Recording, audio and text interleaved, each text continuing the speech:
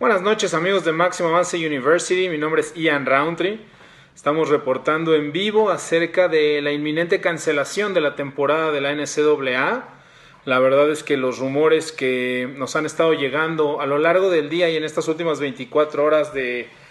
fuentes muy cercanas y muy comprometidas con el desarrollo del fútbol americano colegial allá en Estados Unidos nos comienzan a asegurar que es casi un hecho que sea cancelada también la temporada de la NCAA, así como han sido canceladas muchas otras temporadas de muchos otros deportes allá, al menos por el semestre de otoño, es decir, esta parte que abarca desde agosto hasta diciembre del 2020. Y bueno, y con esto pues estamos dando una de las noticias más tristes para los aficionados del fútbol americano en general, pero para los aficionados del fútbol americano colegial en específico, ya que se pensaba que debido a las capacidades económicas de algunas universidades, de algunas conferencias para ser precisos, se podía llevar a cabo esta temporada como se ha estado llevando a cabo la temporada de la NBA, de la Major League Baseball o incluso la que se pretende llevar a cabo de la NFL. Es un problema multifactorial, es un problema con muchas aristas, no es fácil determinar no solo el impacto y las repercusiones a futuro, en el futuro inmediato que tiene esta decisión. Lo que sí me parece importante es recalcar que gran parte de este problema es la tremenda disparidad que siempre se ha sabido y siempre se ha conocido, pero que en estos momentos cobra especial importancia. Esta disparidad que existe no solo de una conferencia a otra, sino muchas veces de un equipo a otro dentro de la misma conferencia. Sabemos que hay programas como la Universidad de Alabama, como la Universidad de Michigan, como Ohio State, quizás un poco Penn State, Clemson desde luego, que han logrado mantener un control absoluto sobre sus jugadores, manteniéndolos en esta famosa burbuja o bubble en estas últimas semanas o meses, y que eso ha logrado contener el contagio dentro de estos equipos y dentro de estos jugadores. Pero la verdad es que no todos los equipos tienen el poder económico que tienen estas universidades. Se calcula que el precio que tendrán que estar absorbiendo estas universidades para hacerse cargo de una temporada en estas condiciones abarca los $150 millones.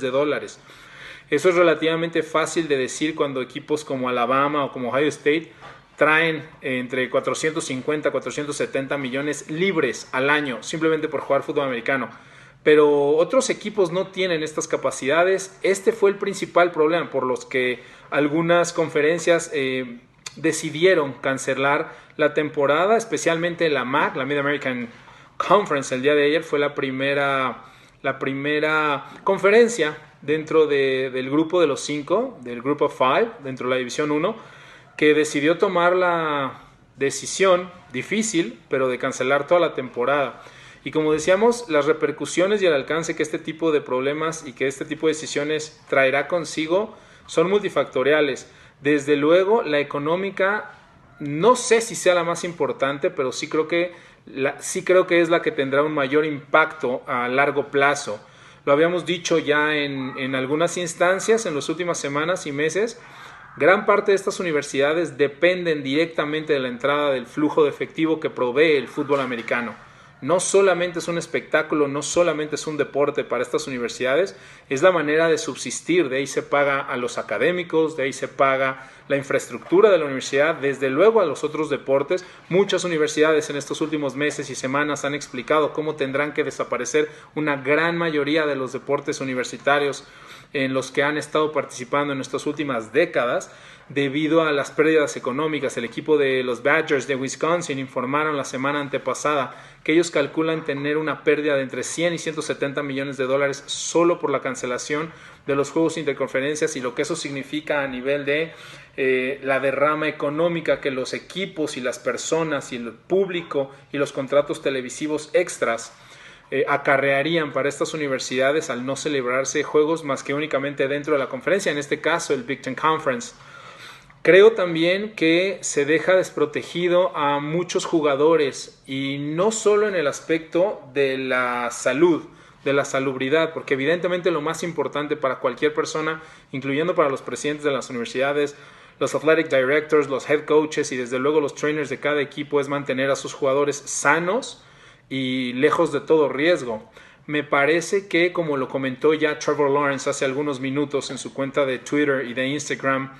El hecho de que no se lleve a cabo esta temporada y que se mande a los jugadores a sus casas tampoco es la solución más fácil. Muchos de estos jugadores estarían mucho más expuestos a la enfermedad en sus casas, en ambientes económicos y sociales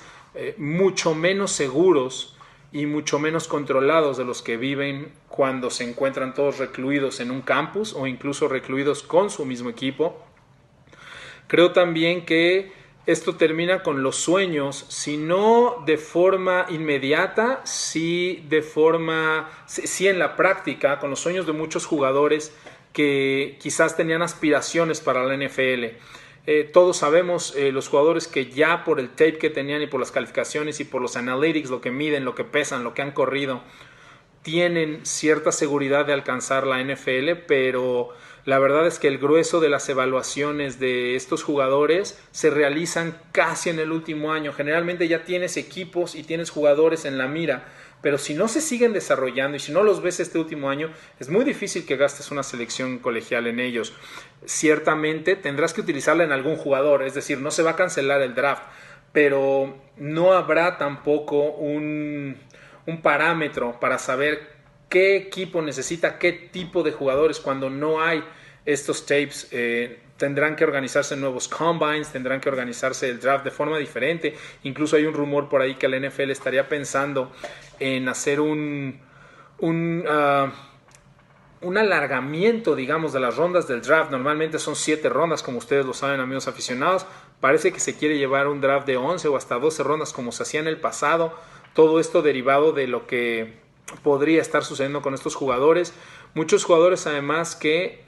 estaban buscando transferirse a otros equipos para poder jugar la temporada y que en última instancia quizás no fueran elegibles, quizás ahora ni siquiera se deban o puedan transferir. Hay muchos que sí ya entraron al transfer portal, hay muchos que sí ya hablaron con las universidades y que seguramente ya estaban incluso en camino de entrenar con su nuevo equipo. Así que, como les digo, las repercusiones son muchísimas y creo además que sin poner en duda que los presidentes de las escuelas, los presidentes de las conferencias, los head coaches tengan a sus jugadores pues como su principal objetivo en cuanto a cuidar su salud,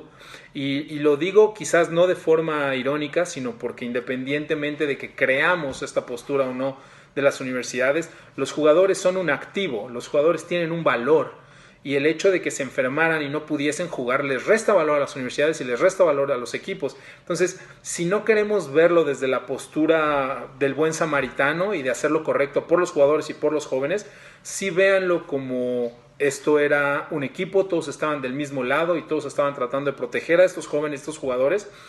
para obtener ciertamente ciertos beneficios económicos. No lo pongo en tela de juicio,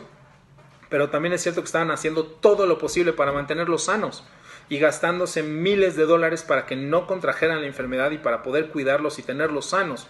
Si ya no se va a llevar a cabo la temporada, si las escuelas van a cerrar, al menos por este semestre, me parece muy difícil que todos estos jugadores se mantengan sanos regresando a sus casas. Por último, me parece que si bien la decisión no ha sido tomada en estos momentos, es decir, el presidente de la NCAA, Mark Emmert, no ha salido a confirmar esta versión, como les decía,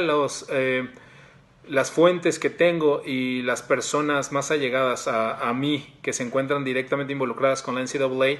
me aseguran que es cuestión de tiempo, que de hecho se están ya poniendo de acuerdo las conferencias más poderosas, lo que nosotros conocemos como Power 5 dentro de la Division 1, para dar un anuncio en conjunto y que no le trate de ganar uno al otro la primicia, no trate uno de adelantarse al otro. Creo, como les decía, que hay equipos muy poderosos que podrían hacerle frente a una temporada, casos como lo habíamos mencionado, como Clemson, como Alabama, como Michigan, como Ohio State, que han mantenido a 0 jugadores